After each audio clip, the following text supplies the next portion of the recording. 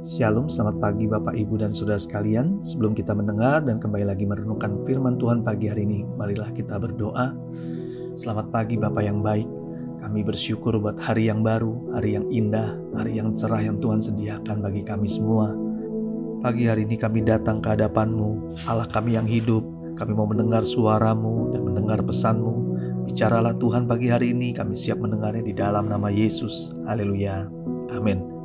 Tema renungan kita pagi hari ini adalah virus gila hormat. Diambil dari Galatia 5 ayat 22-26. Beginilah firman Tuhan. Tetapi buah roh ialah kasih, sukacita, damai sejahtera, kesabaran, kemurahan, kebaikan, kesetiaan, kelemah lembutan, penguasaan diri. Tidak ada hukum yang menentang hal-hal itu. Barang siapa menjadi milik Kristus Yesus, Ia telah menyalibkan daging dengan segala hawa nafsu dan keinginannya.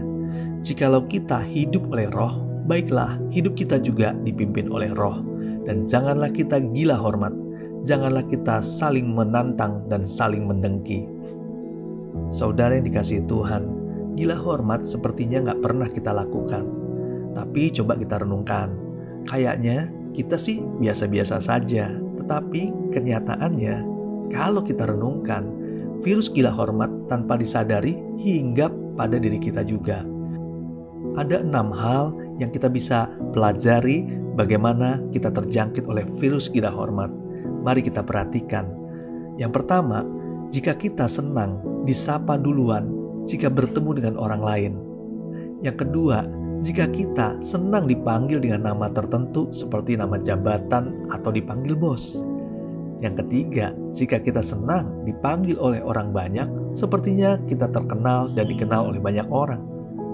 Yang keempat, jika kita senang pendapat kita diterima dan kita berusaha mempertahankan pendapat kita sendiri. Yang kelima, jika kita senang mendominasi pembicaraan walau ada banyak orang yang lain yang perlu juga didengar pendapatnya.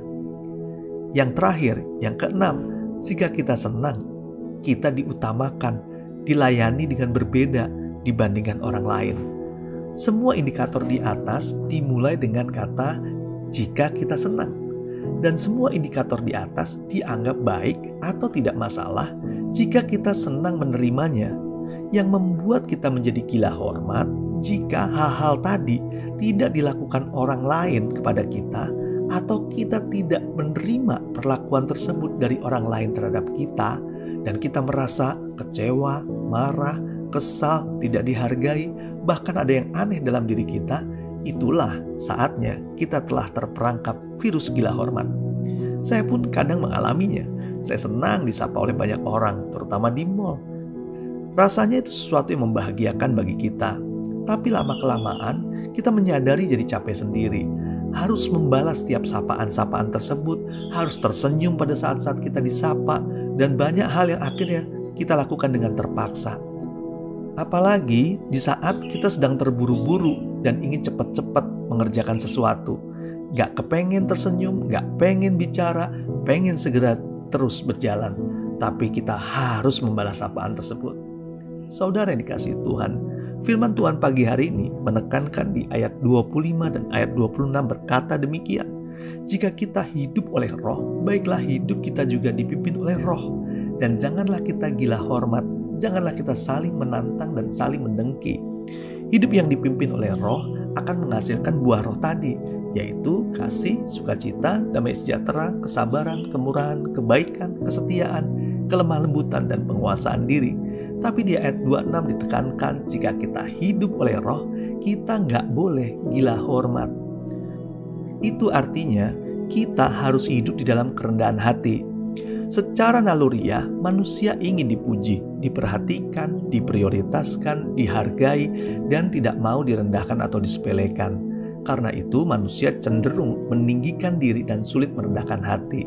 Di zaman saat seperti ini, sulit menemukan orang yang rendah hati, karena kebanyakan orang berpikir bahwa kerendahan hati itu identik dengan kelemahan, di mana pamor atau gengsi kita akan turun.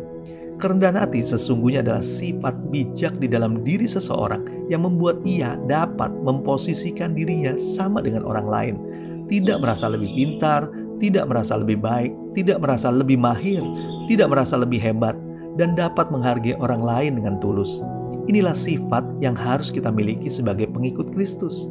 Mari kita belajar lebih rendah hati dengan menyadari segala sesuatu yang kita punya semua di dunia ini hanya titipan Tuhan, dan kita milikinya hanya sesaat. Ingat, virus gila hormat hanya bisa dimatikan dengan kerendahan hati. Jangan khawatir, karena Allah mengasihi orang-orang rendah hati. Dan saat kita rendah hati, suatu ketika Tuhan akan meninggikan kita. Marilah kita berdoa. Tuhan Yesus, kami telah mendengar kebenaran-Mu. Kami mau belajar rendah hati. Virus gila hormat yang ada di dalam hidup kami, yang mungkin kami ingin senang dihargai, dihormati, bahkan tidak mau dilecehkan. Saat hari ini Tuhan, ampuni kami Tuhan. Virus-virus kesombongan kami diangkat dalam nama Yesus. Virus gila hormat kami juga diangkat di dalam nama Yesus. Agar hati kami memiliki kerendahan hati. Karena kami tahu Tuhan, kerendahan hati diperlukan untuk setiap kami bisa melayani jiwa-jiwa yang Tuhan berikan. Kami mau Roh Allah, Roh Kudus yang memimpin hidup kami, hingga kami sanggup melakukan segala hal sesuai dengan kehendak-Mu Tuhan. Tak lupa pagi hari ini kami mohon berkat Tuhan untuk kesehatan, damai sejahtera, keberhasilan, dan juga perlindungan untuk kami semua. Kami terima berkat-berkat itu di dalam nama Yesus. Haleluya. Amin.